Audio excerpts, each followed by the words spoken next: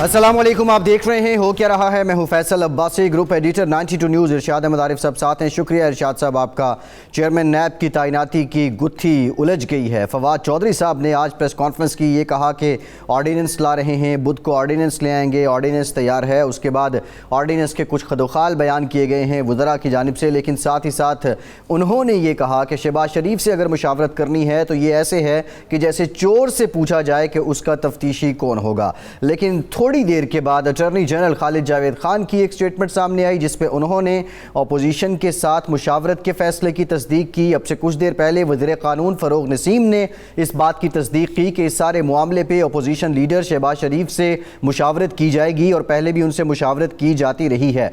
मुशावरत का फैसला अगर हतमी था तो जो सबसे बड़े तर्जुमान हैं वफाकी हुकूमत के फवाद चौधरी साहब, उनकी जानिब से ये स्टेटमेंट क्यों सामने आई कि चोर की जो तफ्तीश है, चोर से पूछा जाए कि उसके लिए तफ्तीशी कौन होगा। इसके साथ साथ पिंडोरा बॉक्स का जिक्र करेंगे। शाहिद खाकान अब्बासी ने कहा है कि 700 अफराद जिनके नाम आए हैं उन तमाम को जेल के अंदर दाखिल किया जाए। किस बलबूते पे कह रहे हैं, फार्मूला क्या हो सकता है, इस पर भी बात करेंगे। और कुछ हम जिक्र करेंगे कि जो पाकिस्तान के अवाम के बुनियादी मसाइल हैं, चीनी की कीमतों में इजाफा है, इम्पोर्टेड चीनी जो है वो महंगी होने के साथ साथ उसका जो स्टैंडर्ड है उस पर भी बहुत से सवाल उठ रहे हैं। इरशाद साहब, चेयरमैन नैब का जो तैनाती है, इसके जो टेक्निकल पहलू हैं उस पे तो आएंगे। ऑर्डीनेंस लाया जाता है, उसके असरात क्या होंगे, अपोजिशन मानेगी या नहीं मानेगी। लेकिन ये जो पिछले 2-3 घंटों में हुक्मरान जमात का जो कैंप है उससे फवाद चौधरी साहब कुछ कह रहे हैं, अटॉर्नी जनरल कुछ कह रहे हैं, वज़ीर कानून कुछ कह रहे हैं। क्या बाहमी मुशावरत नहीं हुई इतने अहम मामले पे? ये बड़ी अफसोसनाक सूरत हाल है कि हमारे यहाँ जो हुक्मरान होते हैं या पूरी दुनिया में, वो हमेशा उनके अल्फाज नपे तुले होते हैं। वो बात सोच समझ कर करते हैं, उसके जो नताइज अवाक़िब मुज़मरात पर गौर किया जाता है। लेकिन हमारे यहाँ ये रिवाज ख़त्म हो गया है।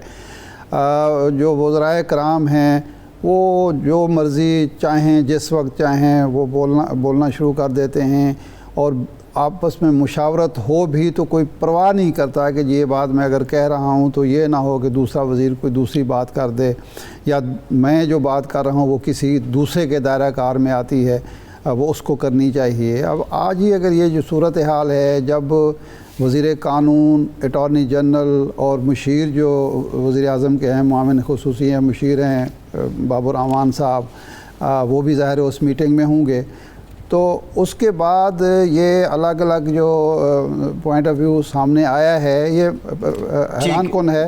तो मेरा ख्याल है कि अगर फवाद साहब हमारे साथ हैं तो हम उनसे पूछते हैं कि ये इख्तिलाफ राय क्यों नज़र आ रहा है। जी फवाद साहब। जी अस्सलाम वालेकुम। वालेकुम सलाम। जी फवाद साहब, आपने कहा कि मुशावरत शहबाज शरीफ से ऐसे करना है कि जैसे चोर से पूछा जाए कि उसकी तफ्तीश किससे करानी है। लेकिन अटॉर्नी जनरल ने भी, वज़ीर कानून ने भी इस बात की तस्दीक कर दी कि मुशावरत होगी अपोजिशन लीडर से। तो क्या पहले आपस में आप लोगों का कोई रब्ता, कोई मशवरा नहीं हुआ? जी, अपोजिशन लीडर से मुशावरत तो रहेगी, लेकिन शहबाज शरीफ साहब से नहीं हो। शहबाज शरीफ से मुशावरत जो है वो हमने कहा है कि वो कन्विक्टेड हैं, खुद इसमें वो शामिल हैं। तो या तो अपोजिशन जो है वो अपना बदल ले, लीडर ऑफ अपोजिशन बदल ले, और अगर लीडर ऑफ अपोजिशन नहीं बदलते हैं तो फिर उसके लिए एक जो मैकेनिज्म है वो दिया जा रहा है ऑर्डिनेंस में कि किस तरह से मुशावरत जो है वो आगे चलेगी और आगे बढ़ेगी। फिलहाल जो है वो शहबाज शरीफ से मुशावरत जो है वो नहीं होगी। फवाद साहब, ये जो कानून है, नैब ऑर्डिनेंस है, उसमें आप तब्दीली क्यों नहीं ले आते कि मुशावरत की ज़रूरत ही ना पड़े? जो उसी में तब्दीली ला रहे हैं, लेकिन मुशावरत की तब्दीली इसलिए ज़रूरी है, मुशावरत इसलिए ज़रूरी है कि एक जो इस वक्त जो अकाउंटेबिलिटी है उसमें ये रहे। हमारा जो पीएम साहब का एक वाज़ेह मौक़िफ़ है वो ये है कि जो अकाउंटेबिलिटी है वो एक गैर जानबदाराना होनी चाहिए और उसके मुताबिक जो है हमें आगे बढ़ना है। अब उसकी जो सेंस है वो यही है कि ऐसे लोग अकाउंटेबिलिटी हो करें जिसके ऊपर एक मुत्तफिक हों लोग। इसलिए जिसको जो है वो हमें आगे मुशावरत से ही आगे जो है वो जाने की जरूरत है। और मैकेनिज्म क्रिएट हम ये करना चाहते हैं कि फिलहाल जो लीडर ऑफ द अपोजिशन और या लीडर ऑफ द हाउस के ऊपर अगर कोई केस हो तो फिर मुशावरत कैसे हो, ये मैकेनिज्म इस वक्त कानून में मिसिंग है और वो मैकेनिज्म जो है वो दिया जाएगा अब इस नए लॉ के तहत। फ़रोग नसीम साहब लेकिन यही कह रहे हैं कि शहबाज शरीफ साहब से मुशावरत होगी। एक दूसरा ये है कि ये जो आप नया कानून ला रहे हैं कि जब तक नए चेयरमैन नैब का तकर्रुर नहीं होता मौजूदा काम करते रहेंगे, ये भी लामहदूद होगा या इसकी कोई ख़ास मुद्दत होगी कि 3 माह के लिए, 1 माह के लिए, 4 माह के लिए? ये तो कंसल्टेशन पे है ना जी, कंसल्टेशन कैसे होगी? जब तक कंसल्टेशन मुकम्मल नहीं होती या डेडलॉक है उस वक्त तक ये काम करते रहेंगे मौजूदा चेयरमैन नैब। लेकिन फवाद साहब इससे जो चीज़ होगी, क्योंकि ये जो रखा गया था मुशावरत का, इसके पीछे यही था कि किसी को एतराज़ ना हो कि किसी एक फरीक का पसंदीदा शख्स चेयरमैन नैब है। तो अब वो जो एक सेंस थी उस कानून की वो तो मेरे ख्याल बरकरार नहीं रहेगी फिर। तो वो तो बरकरार रहेगी ना जी। यही तो हो रहा है कि मुशावरत जो है वो पोजीशन और गवर्नमेंट में होगी, उसके लिए तरीकाकार जो है वो दिया जा रहा है कि जहाँ लीडर ऑफ द अपोजिशन या लीडर ऑफ द हाउस के ऊपर केसेस हैं तो फिर मुशावरत का क्या तरीका होना चाहिए, वो तरीकाकार दिया जा रहा है। अच्छा फवाद साहब, ये जो नए जजेस आप मुकर्रर करना चाहते हैं वो डेफिशिएंसी को कम करने के लिए जो एडिशनल जज करेंगे या रिटायर्ड जज करेंगे, तो इसका भी कोई अलग से मैकेनिज़्म होगा या चीफ जस्टिस के मशवरे से आप मुकर्रर कर देंगे? नहीं, चीफ जस्टिस के मशवरे से होगा जी। चीफ जस्टिस साहबान के मशवरे से जो है वो नए जजेस अपॉइंट। जी ठीक है। अच्छा फवाद साहब, ये जो अभी मामला खुला हुआ है, शहबाज शरीफ साहब की शख्सियत पे जो है इस वक्त एतराज़ है, अपोजिशन लीडर पे नहीं है।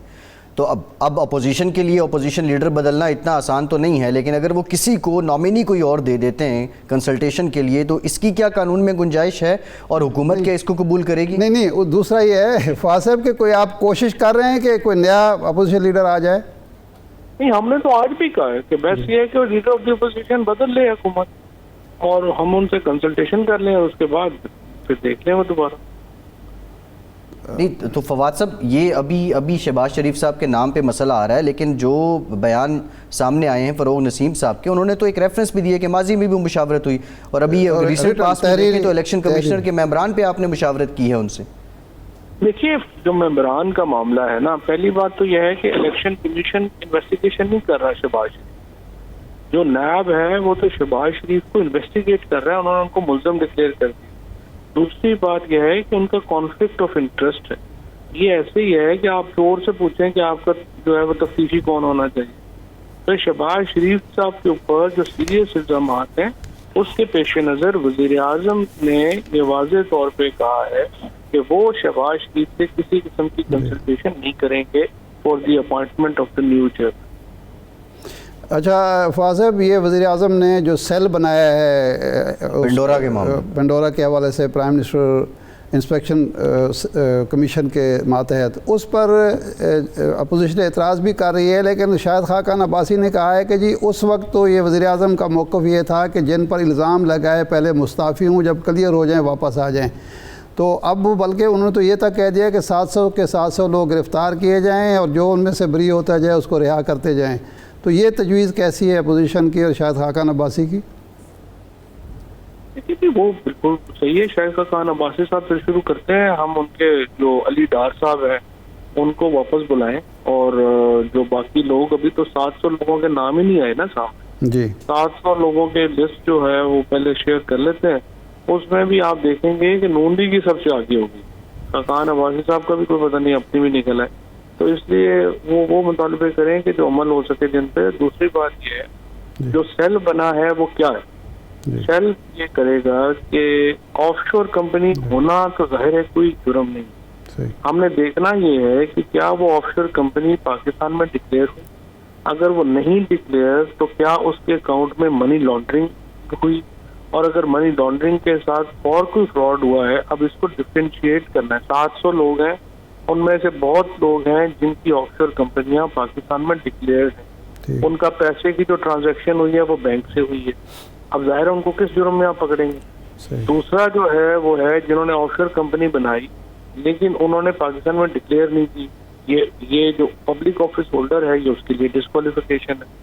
तीसरा ये है कि एक पब्लिक ऑफशोर कंपनी बनी और उसमें फिर ट्रांजैक्शंस हुई और वो मनी लॉन्ड्रिंग के लिए इस्तेमाल हुई। अब सवाल ये है कि अगर आपका ये मुतालबा मान लेंगे तो सारे टीवी मालिकान तो जेल में होंगे, यहाँ तो बचे कोई नहीं है माशाल्लाह जिसकी ऑफशोर कंपनी नहीं है। नहीं, ये कल भी फवाद साहब आपने ट्वीट की कि तमाम बड़े जो मीडिया हाउसेज हैं उनके ऑनर्स के नाम आ रहे हैं। तमाम बड़ों से क्या मुराद है, मतलब उसमें नहीं, तो हमारे नाम पास तो जो चार लिस्ट है वो पांच तो के आए हैं ना। 4-5 के नाम है। हाँ तो बड़े 6-7 ही है ना जी, और कितने। बहरहाल वो भी उनको नोटिस इशू हो जाएंगे, पता चल जाएगा। 4-5 है ना, भी दिखाए ना सारे पॉलिटिशियन बेचारों की सुबह से लेकर रात तक बेचारे सियासतदानों की तस्वीरें टीवी पे बरत रही हैं, अलट रही हैं, पलट रही हैं। मैं ये कहता हूँ मालिकों की भी हिम्मत करे तस्वीरें दिखाएं जरा। अच्छा फ़ाज़ साहब ये फरमाएं कि ये जो सेल है इसको कोई टाइम फ्रेम दिया गया है, इतने अरसे में आपने रिपोर्ट देनी है? जल्दी कर लेंगे जी इंसान, ये तो 5-7 दिन तक काम है, सारा रिकॉर्ड है। 5-7 दिन में 5-7 दिन में रिपोर्ट आ जाएगी। हाँ जी इंशाल्लाह। जी ठीक है। फवाद चौधरी साहब बहुत शुक्रिया, वफाकी वज़ीर बड़े तशरीहात हमारे साथ मौजूद थे और वो बात कर रहे थे। वैसे इरशाद साहब ये मामला इतना आसान नहीं है जितना फवाद चौधरी साहब बयान कर रहे हैं कि हमें शहबाज शरीफ साहब के नाम पे एतराज़ है। एक ब्रेक लेते हैं और ब्रेक के बाद ज़रा इस पर डिटेल बात करेंगे। हमारे साथ रहिए।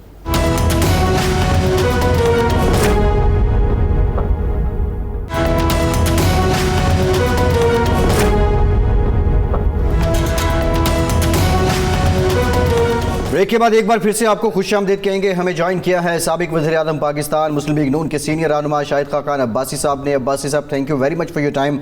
आपकी तरफ आते हैं। इरशाद साहब ये मुतालबा हमने वैसे जितना विटनेस किया इस 12-14 साल में, मैंने इस सारी सियासत को कभी नहीं आया कि अपोजिशन लीडर चेंज करें। कितना वैलिड है ये इरशाद साहब फवाद चौधरी साहब का ये मुतालबा, और क्या ये उसको कवर कर पाएगा जो आपस में ये गुत्थी बिल्कुल उलझा दी है, कभी ऑर्डिनेंस कभी अपोजिशन लीडर चेंज हुकूमत की तरफ से? वैसे लगता ये है कि हमारे जो हुक्मरान दोस्त हैं उनका ख्वाहिश ये नज़र आती है कि गलियां हो जान सुनियाँ विच मिर्ज़ा यार फिरे। वो भी एक बरवज़न बैत है कि जी अपोजिशन लीडर होना चाहिए, कोई और हो जाए शहबाज साहब के। मेरे ख्याल चाहते तो वो ये हैं कि ना ही हो तो ठीक है, ताकि ना मुशावरत हो और ना पार्लियामेंट में कोई फटा वटा हुआ करे। लेकिन देखें बात यह है कि अपोजिशन लीडर तो अपोजिशन ने मुंतखब करना है, वो मुंतखब कर चुके हैं। अब एक आइनी या कानूनी ज़रूरत है तो आप मुशावरत करें और ये फ़ैसला आप ना करें जज के तौर पर कि जनाब ये चूँकि मतलूब है नैब को या मुल्ज़िम है या नैब में केसेस चल रहे हैं तो मुशावरत जो होनी है वो एक ओहदे से होनी है, एक मनसब पर बैठे शख्स से होनी है जिसको अवाम का और उस पार्टी का एतमाद हासिल है। अब वो अच्छा है बुरा है ये फ़ैसला आपने नहीं करना। हाँ अगर वो कन्विक्ट हो जाते हैं तो फिर तो वो अपोजिशन लीडर नहीं रहेंगे, वो अपने मनसब से माजूल हो जाएंगे। अभी मुल्ज़िम हैं और आपके हुकूमत के लोग भी उसी नैब में हैं, तो इसका मतलब फिर हुकूमत के लोगों को भी शामिल ना किया जाए मामलात में। मेरा ख़्याल है ये खाम खा की ज़िद और खाम खा एक इशू बनाना जो है, अच्छा अगर आप चेयरमैन नैब मुशावरत के बगैर मुकर्रर कर देते हैं ये या नया, उस पर एतमाद ही नहीं होगा किसी को। सर इनके अपने लोग कह रहे हैं गैर कानूनी करार दे दिया जाएगा उसको। उस एहतसाब की जो हैसियत क्या रह जाएगी? पहले ही एहतसाब पर उंगलियां उठ रही हैं, सवालात उठ रहे हैं, तो उस एहतसाब की क्या हैसियत रह जाएगी? फिर ये जो अली ज़फ़र साहब हमें कह चुके हैं कि मुशावरत के बग़ैर जो बनाएंगे आप वो बिल्कुल कानूनी नहीं होगा, एक गैर कानूनी काम होगा। तो मेरे ख्याल है हुकूमत को खामखा ज़िद नहीं करनी चाहिए, उनको कर लेना चाहिए। आप देखें ना, आप पहले वो काफ़ी अरसा टालते रहे, शहबाज शरीफ साहब को वो अपोजिशन लीडर के तौर पर कबूल ही नहीं कर रहे थे, लेकिन बिलाखिर कबूल करना पड़ा। अब्बासी साहब से मेरा ख्याल इरशाद साहब ये अब्बासी साहब हमारे साथ मौजूद हैं। सबसे पहले तो उनसे पूछते हैं शाहिद खाकान अब्बासी साहब से कि जनाब ये हुकूमत की ख्वाहिश नज़र आती है कि आप अपोजिशन लीडर बदल लें ताकि उनको मुशावरत में आसानी हो, तो ये आप उनकी फरमाइश पूरी क्यों नहीं कर देते? जी फरमाइश कर दें तो सुन लेंगे। इसका प्रेसिडेंट भी मौजूद है, सेनेट में अपोजिशन लीडर जो है वो हुकूमत ने बनाया था। ये यूसुफ रज़ा गिलानी साहब जो हैं ये हुकूमत के अपोजिशन लीडर हैं बनाए हुए। जी 4 अफराद हुकूमती बेंचेस से उठकर 4 सेनेटर आए थे, अपोजिशन में शामिल हुए जी। और उन्होंने गिलानी साहब को अपोजिशन लीडर बनाया। ये तो हालिया वाकया है। तो ये तो आप रास्ता हुकूमत दिखा चाहती रहे है, हैं, इससे फर्क कोई नहीं पड़ता, क्योंकि पार्लियामेंट तो ये तो आप जी। रास्ता दिखा रहे हैं उनको। जी जी, मैं रास्ते तो उनको खुद पता है, मुझे दिखाने की ज़रूरत नहीं है। अच्छा। लेकिन बात यह है कि इससे फ़र्क कुछ नहीं पड़ता। पार्लियामान तो मफलूज है। अच्छा। आज 3 साल से ज़्यादा हो गए, कोई पार्लियामान में पाकिस्तान के अवाम की बात नहीं हो सकी। इसी किस्म के कवानीन आते हैं कि आज नैब चेयरमैन को एक्सटेंड कर दो, आज उसके इख्तियारात में इजाफा कर दो। जो लेजिस्लेशन आई है आज तक वो पाकिस्तान के अवाम के लिए नहीं है, वो हुकूमत अपनी सहूलत ढूंढने के लिए लेजिस्लेशन कर रही है, और उस पर बहस भी मुमकिन नहीं है।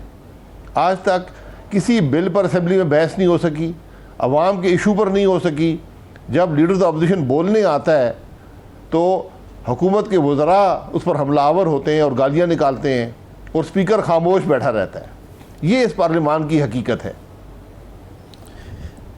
लेकिन ये फरमाएं कि ये जो डेडलॉक अब है और मुशावरत वो नहीं करते, या अगर वो करते हैं उनको डर ये भी है कि आपकी तरफ से डेडलॉक होगा, नामों पे किसी नतीजे पर नहीं पहुंच सकेगा, और उसके नतीजे में ये सारा एहतसाब पार्लियामानी कमेटी में जाएगा, मफलूज हो जाएगा ये सारा मामला। तो इसका भी कोई उनको यकीन दहानी होनी चाहिए कि अगर मुशावरत करते हैं, बामकसद मुशावरत करना चाहते हैं, तो आपकी तरफ से रिस्पांस पॉजिटिव होगा। जी, हमने हमेशा बामकसद मुशावरत की है, मामले के हल के लिए की है। अगर वो मुशावरत नहीं भी करना चाहते, उनको हमसे बात नहीं करनी, अगर वो अपने आप को इतना तकब्बुर उनके अंदर आ गया है, तो इसका भी हल मौजूद है कि अपना 3 नाम लिख के पार्लिमानी कमेटी को भेज दें। हम भी 3 भेज देंगे, वहाँ पर फैसला हो जाएगा। हर मामले का हल कानून के अंदर मौजूद है। तो ऑर्डिनेंस क्यों लाया जा रहा है बासी साहब? ऑर्डिनेंस क्यों लाया जा आज रहा है? अगर आपको कानून ही पसंद नहीं है, जी, ऑर्डिनेंस इसलिए लाया जा रहा है कि आप एक शख्स को वापस लाना चाहते हैं चेयरमैन नैब के तौर पर, क्योंकि उसने आपका काम किया है। उसने हुकूमत की तमाम चोरियों से, तमाम स्कैंडलों से, तमाम डाकों से उसे हुकूमत को उसने मुस्तस्ना रखा है, पूछा भी नहीं है। 3 साल में उसने एक हुकूमती वज़ीर से पूछ नहीं सका कि उसने जो डाके मारे हैं उसका ज़िम्मेदार कौन है। वो हुकूमत से ये नहीं पूछ सका कि ये जो तुम कमीशन बनाते हो क्रिमिनल मामलात पर, चीनी बढ़ी है कमीशन बन गया, दवाइयाँ बढ़ी हैं कमीशन बन गया, पेट्रोल पर डाका पड़ा कमीशन बन गया। जिस मामले का है कमीशन की रिपोर्ट कभी आती नहीं है। तो चेयरमैन नैब तो सिर्फ अपोजिशन की तरफ देख रहा है, और अब वहाँ भी से कुछ मिला नहीं है। आज 3 साल हो गए, एक केस जो है वो चेयरमैन नैब प्रोसिक्यूट नहीं कर सका। तो ऐसा चेयरमैन नैब उनको चाहिए कि जिसकी सिर्फ एक आंख हो, एक तरफ देखता हो कि अपोजिशन ही उसको नज़र आए।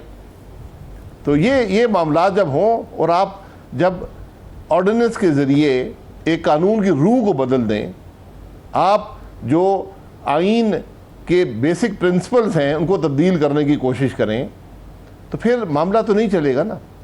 आपकी हर अमल आज बदनीयती पर मबनी है। अब्बासी साहब, हुकूमत का कहना ये है कि ये जो केसेस प्रोसिक्यूट नहीं हो रहे, कंप्लीट नहीं हो रहे, उसकी वजह ये है कि आपके जो वकला हैं वो एडजमेंट लेते हैं। जब राना सनाउल्लाह साहब पर, शहबाज शरीफ साहब किसी और पर फ़र्द जुर्म आयद होनी होती है, तो कोई बीमार हो जाता है, किसी का वकील तब्दील हो जाता है, तो आप इस अमल को तूल दे रहे हैं। उसमें हुकूमत का या नैब का कोई कसूर नहीं है।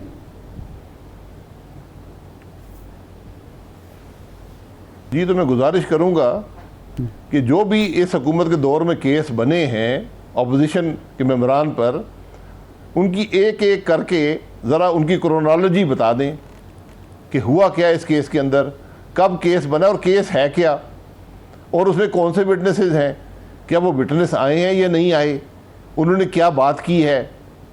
और ये भी बता दें कि जो हुकूमत के लोग थे उन पर जो केस बने उनका क्या हुआ है, जो दूसरी जमातों का केस है उनका क्या हुआ है, जो हुकूमत के डाके हैं, उस पर नैब ने कभी कोई नोटिस लिया है? ब्रॉडशीट के अंदर जो नैब का अपना मामला है, नैब ने कोई नोटिस लिया है? और जो ये रिकवरी के दावे हैं नैब के, ये किससे पैसे रिकवर किए हैं? ये इतने सवालात हैं कि इनके जवाबात आपको कभी नहीं मिलेंगे।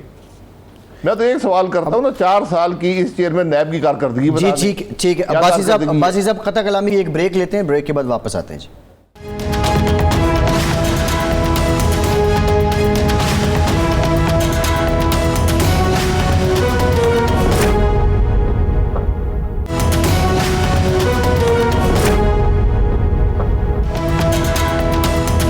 ब्रेक के बाद एक बार फिर से आपको खुशामदीद कहेंगे। अब्बासी साहब, एक तो ये जो ऑर्डिनेंस लाया जा रहा है, ऑर्डिनेंस दर ऑर्डिनेंस, क्या ये मजमूई तौर पर अपोजिशन की नाकामी नहीं है कि आप टफ टाइम इस मामले में नहीं दे सके हुकूमत को?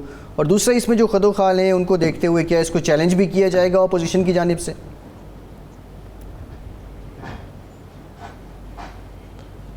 देखिए, ऑर्डिनेंस जो होता है ये हुकूमत लाती है, और ऑर्डिनेंस बुनियादी तौर पर हुकूमत की नाकामी होती है कि वो बिल ना ला सके। लेकिन यहाँ पर मामला उससे आगे है, क्योंकि हुकूमत तो असेंबली या सेनेट का सेशन बंद करके शाम को ऑर्डिनेंस जारी करती है। ऑर्डिनेंस की बुनियादी जो नुक्ता होता है वो होता है कि ऐसी नौइयत का मामला हो, इतनी अर्जेंसी हो कि आप असेंबली के इजलास का इंतज़ार ना कर सकें उसको बिल के तौर पर लाने के लिए। तो यहाँ पर आप तो असेंबली का इजलास बंद करके ऑर्डिनेंस लाते हैं, तो जो बात बदनीयती पे मबनी हो उसका हल अपोजिशन के पास नहीं हो सकता। ये तो आवाम देखते हैं कि हुकूमत क्या कर रही है।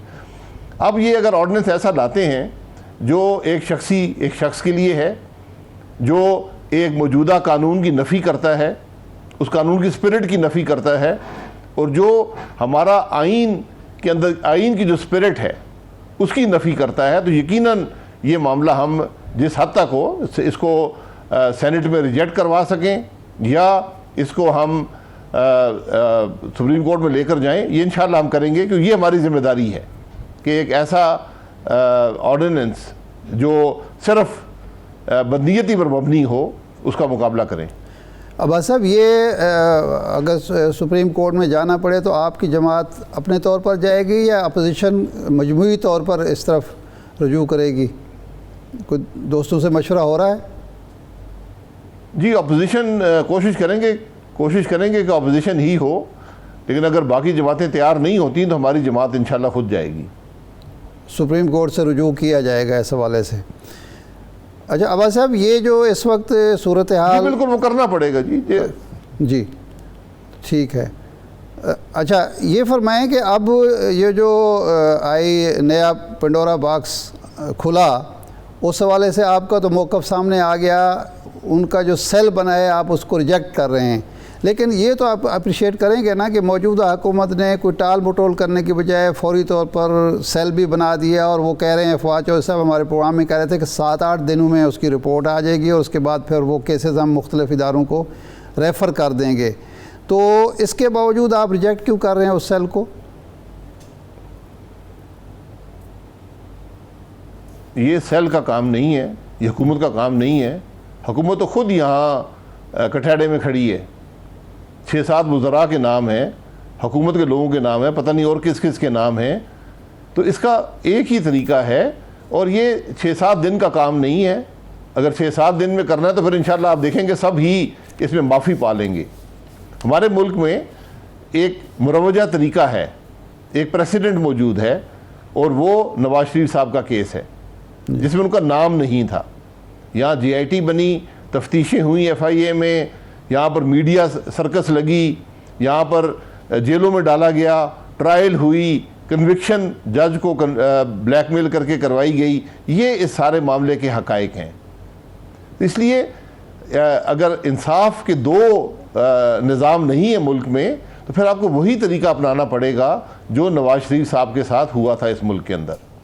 तो इन सबको जवाबदेह होना पड़ेगा, इनको अपनी कंपनियों के अकाउंट्स देने पड़ेंगे, इनको मनी ट्रेल देनी पड़ेगी, इनको बताना पड़ेगा कि डिक्लेयर्ड हैं, क्यों किए। मैं सबसे बड़ा हामी उस बात का कि आप बेगुनाह हैं जब तक आपका गुनाह साबित नहीं होता अदालत में। ये बुनियादी निज़ाम का हिस्सा है, यही हर शख्स के लिए होना चाहिए। नहीं, लेकिन अदालती बदकिस्मती सतह पे से तहकीकात हुई, हमारे अब्बासी मुल्क में ये अब्बासी नहीं है। साहब हमारे वो जो- मुल्क में अब्बासी साहब उस वक्त मियां नवाज शरीफ साहब ने बतौर वज़ीर आज़म ख़ुद अपने आप को एहतसाब के लिए पेश किया, चीफ जस्टिस ऑफ पाकिस्तान को ख़त लिखा, फिर कौम से खिताब किया, फिर पार्लियामेंट में दोबारा वही बात दोहराई। तो उस वक्त तो उन्होंने ख़ुद पेश किया था। तो आप फरमा रहे हैं कि उनको जेल में डाला गया है, वो तो बाद का प्रोसेस है, वो ख़ुद ही उस तरफ गए थे। तो अब आप किसी आला अदालती कमीशन की सजेस्ट कर रहे हैं कि बनना चाहिए इस सारे मामले को देखने के लिए। जी, तो नवाज शरीफ साहब ने कमेटी नहीं बनाई, जी उन्होंने कमेटी नहीं बनाई थी, उनका नाम भी नहीं था। उन्होंने फिर भी कहा कि जो इल्ज़ामात लगे हैं मैं उनका जवाब दूंगा, उन्होंने दिया। जी तो वही निज़ाम आज भी सब पर लागू होना चाहिए। GIT यहाँ पर बनाई गई, GIT के ज़रिए तफ्तीश कराई गई, मुल्क का वज़ीर-ए-आज़म पेश हुआ GIT के सामने, उसके ख़ानदान के अफराद पेश हुए। तो आज सबको पेश होना पड़ेगा, वरना ये दोहरे निज़ाम नहीं चल सकते। ये अगर आपने मुल्क से पैसा बाहर लेकर गए हैं, ये क्रिमिनल एक्ट है, इसकी कमेटी हल नहीं कर सकती और कमीशन हल नहीं कर सकते। इस पर FIR दर्ज होती है, इस पर एक तफ्तीश होती है, उसके बाद अगर सबूत आ जाए तो ट्रायल होता है, और ये पब्लिक डोमेन में होना चाहिए, ये बंद कमरों की कमेटियों में नहीं हो सकता। जी बिल्कुल ठीक, बहुत शुक्रिया साबिक वज़ीर-ए-आज़म शाहिद खाकान अब्बासी साहब हमारे साथ थे। एक ब्रेक लेते हैं और ब्रेक के बाद अवाम के बुनियादी जो मसाइल हैं, महंगाई और महंगाई से जुड़े जो दीगर मुहर्रिकात हैं, उन पर बात करेंगे। हमारे साथ रहिए।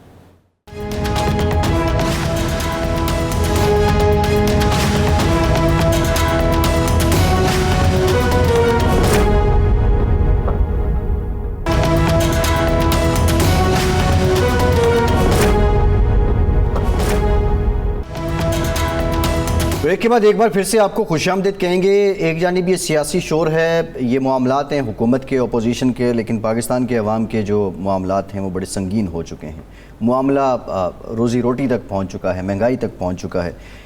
इरशाद साहब, एक जो हुकूमत दलील देती है वो कहती है जी पिछले 20-30 सालों से सालाना हमारी आबादी जो बढ़ी है वो 2% बढ़ती है, और हमारी जो GDP है और जो ज़राअत की ग्रोथ है वो 0.69% है, और इस वजह से ये पिछली हुकूमतों ने कुछ नहीं किया। तो अब जो है वो हमें अशिया इंपोर्ट करनी पड़ रही हैं, चावल भी इंपोर्ट, गंदम भी इंपोर्ट, गन्ना भी, चीनी भी इंपोर्ट, और अगर ये कर देते तो फिर हमें ये इंपोर्ट ना करने पड़ते। अगर हम चीनी को ही लें, ये जो इंपोर्टेड चीनी है, एक तो इसकी कीमत वो क्यों ज़्यादा है, और दूसरा इसका मयार जो है उसका फीडबैक भी कोई इतना अच्छा नहीं आ रहा। तो ये किस हद तक हुकूमत की बात को तसल्ली बख्श? पहली बात तो ये है कि ये पहले 6 महीने में, 3 महीने में, 8 महीने में, 1 साल में बात लगती है कि जिस साबिक़ा हुकूमत 3 साल के बाद तो ये बात करनी भी नहीं चाहिए वैसे भी, कि क्योंकि फसल जो है, ज़राअत जो है वो कोई 10 साल का प्रोजेक्ट नहीं है, वो 3 से 6 महीने का प्रोजेक्ट है टोटल। जितनी भी फसलें होती हैं वो इतना ही वक्त लेती हैं। तो अगर 3 साल में आप फसलों का मेयार भी नहीं बढ़ा सके, मिकदार भी नहीं बढ़ा सके, तो ये तो आपकी नाकामी है। अच्छा, चीनी का मामला बड़ा अजीब है। एक तो हमारे यहाँ ये अजीब सा मामला है, इसी दौर में हो रहा है कि चीनी की ज़रूरत जब होती है उस वक्त गलत आदाद व शुमार वफाकी हुकूमत को दिए जाते हैं ज़ख़ायर के, कि कितना ज़ख़ीरा है, कितनी ज़रूरत है, कितनी रिज़र्व स्टॉक के लिए इंपोर्ट होनी चाहिए, और ये पंजाब गवर्नमेंट इसकी ज़िम्मेदार है। पिछले साल भी, पिछले 16 महीने से ये हो रहा है, ये दूसरी बार हो रहा है कि मार्च के महीने में गलत आदाद व शुमार दिए जाते हैं। पिछली दफ़ा चलो एक गलती हो गई, इस दफ़ा वही काम क्यों हो रहा है? इसका मतलब है कि ये बदनीयती है या किसी का मफाद है कि आप डिले करें और उसके नतीजे में किसी को फ़ायदा पहुंचाएं। मार्च में फ़ैसला होता है और अगस्त में जाके टेंडर दिए जाते हैं या सितंबर में जाके दिए जाते हैं। ये एक बदनीयती ज़ाहिर हो रही है या मफाद ज़ाहिर हो रहा है। फिर क्या होता है कि जनाब चीनी मंगवाई जाती है, इंपोर्ट की जाती है। अपने जो फ्लोर मिल, शुगर मिल मालकान हैं या शुगर मिल इंडस्ट्री है, उसको कोई मराहत देने के लिए आप तैयार नहीं हैं। लेकिन बाहर का जो शुगर इंडस्ट्री है उसको आप फ़ायदा पहुंचाना चाहते हैं, इंपोर्टर को। अब वो जो शुगर मंगवाई जा रही है वो इस वक्त हमारी रिपोर्ट छप चुकी है कि बग़ैर टैक्स के, कोई टैक्स नहीं लगाया गया, वो 123 रुपए में मंगवाई जा रही है। अगर उस पर टैक्स लगता, सेल टैक्स लगता, तो वो 142-43 रुपए में बनती थी। अपने जो इंडस्ट्री है उससे कहा जाता है कि जी आप हमें, उनकी लागत आ रही है 103 रुपए, 102 रुपए, 3 रुपए, 4 रुपए, मुख्तलिफ सिंध और पंजाब के मुख्तलिफ हैं। उनसे कहा जाता है कि नहीं जनाब, आप जो हमें देंगे वो 85 रुपए देंगे ताकि हम 90 रुपए बेच सकें। और ये 85 रुपए में उनसे मांगा जा रहा है जिन पर 70% आपने टैक्स भी लगाया हुआ है, सेल्स टैक्स। वो ये कहते हैं कि अगर 103 की हमारी लागत है, आप ये टैक्स ना लगाएं तो वो हमें 86-87 रुपए में पड़ती है जी, 15 रुपए का फ़र्क पड़ जाएगा। हमारी पैदावारी लागत में अगर 17% टैक्स ना हो तो हमको 86 में, 87 में, 88 में आपको दे सकते हैं। लेकिन नहीं, बाहर से चीज़ मंगवानी है, रिबेट देनी है। अगर आपने 90 बेचनी है तो इसका मतलब है 33 रुपए, 34 रुपए हुकूमत पाकिस्तान अपने ख़जाने से पे करेगी। लेकिन टैक्स भी नहीं ले रही। टैक्स ना लेके अगर टैक्स को गिना जाए तो वो फिर 53-54 रुपए बन जाते हैं। वो तैयार हैं, अपनी इंडस्ट्री को बंद करने के लिए तैयार हैं और बाहर की आप चीनी खिलाना चाहते हैं। अब उस चीनी का मामला सुन लें। वो एक बारीक चीनी है जो हमारे अवाम तैयार ही नहीं उसको लेने के लिए। पाउडर हमारे यहाँ ज़्यादा मीठे वाली मोटे दाने की चीनी खाई जाती है। अच्छा, ये जो चीनी बाहर वाली है और हमारी चीनी में फ़र्क ये है कि अगर यहाँ 1 किलो चीनी ज़रूरत पूरी करती है तो वो आपको 1.5 किलो चीनी चाहिए। यानी वो रेट फिर वहीं जाके पड़ेगा उसको, उस आदमी को जो 1 किलो चीनी 90 की मिसाल के तौर पर दे रहे हैं तो उसको वो पड़ रही है 150 में। सवाल ये है जी, हुकूमत अगर टैक्स के साथ वहाँ पे सब्सिडाइज कर रही है तो वो 53 रुपए तकरीबन उनको पड़ती है 1 किलो। 53 रुपए हुकूमत खुद से अदा कर रही है पल्ले से जी। यहाँ जो हमारा डोमेस्टिक है इससे अगर हुकूमत ख़रीदती है 85-86 रुपए पे और 90 रुपए पे देती है तो 3-4 रुपए हुकूमत कमा रही है, ठीक है। और नुकसान जो मिल मालिक है उसको 103 रुपए पड़ रही है तो 13 रुपए उसको कॉस्ट जो है वो क्या कहते हैं उसकी ज़्यादा पड़ रही है। फ़ायदा आवाम को भी नहीं हो रहा, किलो के बजाय 1.5 किलो लग रही है, तो फ़ायदा किसको हो रहा है? फ़ायदा उन लोगों को हो रहा है जिनके ज़रिए आप चीनी मंगवा रहे हैं, जो आपको गलत आदाद व शुमार फराहम करते हैं, जो आपको बर वक्त टेंडर नहीं देने देते, जो आपसे टेंडर लेट करवाते हैं, जो आपको ये रास्ता दिखाते हैं कि जी शुगर मिलें बंद कर दें, हम बाहर से मंगवा लेंगे। यानी एक डॉलर के लिए आप भीख मांगते फिरते हैं IMF से, वर्ल्ड बैंक से, एशियन डेवलपमेंट बैंक से, और आप कहते हैं जी हम सब कुछ इंपोर्ट कर लेंगे। ओ भाई, आप इंडस्ट्री नहीं चलाएंगे। इंडस्ट्री सिर्फ आपको, इंडस्ट्री चलाने से आपको सिर्फ ये नहीं है कि जी टैक्स मिलता है, रोज़गार मिलता है, काश्तकार को फ़ायदा होता है। कितने शोबे हैं जो किसी एक मिल के साथ, एक फैक्ट्री के साथ वाबस्ता होते हैं, जिनको बराह रास्त फ़ायदा हो रहा होता है, और हुकूमत को टैक्सों की सूरत में। जब हुकूमत एक्सपोर्ट किया करती थी चीनी तो यहाँ से 333-34 रुपए एक्सपोर्ट होती थी जी। अब इंपोर्ट हो रही है 650-640 और डॉलर जा रहे हैं। उसमें डॉलर आ रहे थे, ये ज़्यादा दूर की बात इससे 3-4 साल पहले की बात, 1.5 साल 2 साल पहले की बात है। 19 में आपने की है ना, एक्सपोर्ट की है। आप डॉलर आ भी रहे थे, आपके ज़र मुबादला के ज़ख़ायर को फ़ायदा हो रहा था, आपके बिल ओनर को फ़ायदा हो रहा था, उसमें जो रोज़गार जिन लोगों को, गरीबों को मिला हुआ है उसको फ़ायदा हो रहा था, आपके काश्तकार को फ़ायदा हो रहा था। अब उल्टा आप चक्कर चला रहे हैं और ऐलानात ये करते फिरते हैं कि जी ज़रूरत नहीं है हमें तो चीनी की, हम बाहर से मंगवा लेंगे। तो वैसे ये मईशत के कुलिये तो उलट दिए हैं ना मौजूदा हुकूमत ने। ये तो तब्दीली ये है आप देखें इरशाद साहब के डॉलर जो है वो आपकी रेमिटेंसेस बढ़ गई हैं, जी आपका करंट अकाउंट बढ़ गया है, जी आपकी एक्सपोर्ट्स बढ़ गई हैं जी। और माशाल्लाह आपके डॉलर का रेट भी बढ़ गया। ये कौन सी मईशत का कुलिया है, जब मुझे इसकी आपके समझ नहीं आती। इस तरह की आप पॉलिसीज़ बनाएंगे और इस तरीके से, अब चाहिए तो ये कि पंजाब गवर्नमेंट से पूछा जाए कि जनाब ये जो आप गलत आदाद व शुमार देते हैं और जब मीटिंग्स में आपसे पूछा जाता है कि ये क्या हो गया और फिर आप नए आदाद व शुमार लेके आ जाते हैं, तो ये आप बदनीयती है इसके पीछे आपकी, या किसी एक ख़ास गिरोह को, किसी फ़र्द को फ़ायदा पहुंचाना मकसूद है? ये कोई पूछने वाला नहीं है।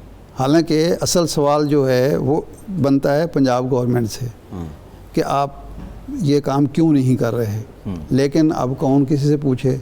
और मईशत को आपने जैम कर, यानी एक तो हम एक शोबे की बात कर रहे हैं ना, बाकी शोबों में भी तो यही कुछ हो रहा होगा जी। फिर वफाकी हुकूमत को नोटिस लेना पड़ता है कि जनाब वाला ये ताख़ीर क्यों हुई, रिज़र्व स्टॉक के लिए दरामद करने में ताख़ीर क्यों हुई, टेंडर क्यों लेट हुए, रेट्स का क्या मामला है। अब ये जो 123 रुपए है, अब ये भी तो मालूम करना पड़ेगा कि ये जो टेंडर दिए गए हैं ये भी सही तरीके से दिए गए हैं, शफाफ तरीके से दिए गए हैं, या इसमें कोई घपला है। लेकिन जब आप ऐसा नहीं करेंगे तो आप अपने कौमी ख़जाने को नुकसान पहुंचा रहे हैं, अपने जो इंडस्ट्री है उसका एतमाद ख़त्म कर रहे हैं और आप मसाइल बढ़ा रहे हैं। एक तरफ आप कहते हैं, बाहर आप डंडोरा पीटते हैं कि यहाँ इन्वेस्टमेंट करें, यहाँ बहुत ही हालात साजगार हैं, और दूसरा जो लोग इन्वेस्टमेंट करके बैठे हुए इंडस्ट्रियलिस्ट हैं उनको आपने तंग किया। ठीक है इरशाद साहब, प्रोग्राम का टाइम खत्म हो गया है। आपका आज के प्रोग्राम से इतना ही।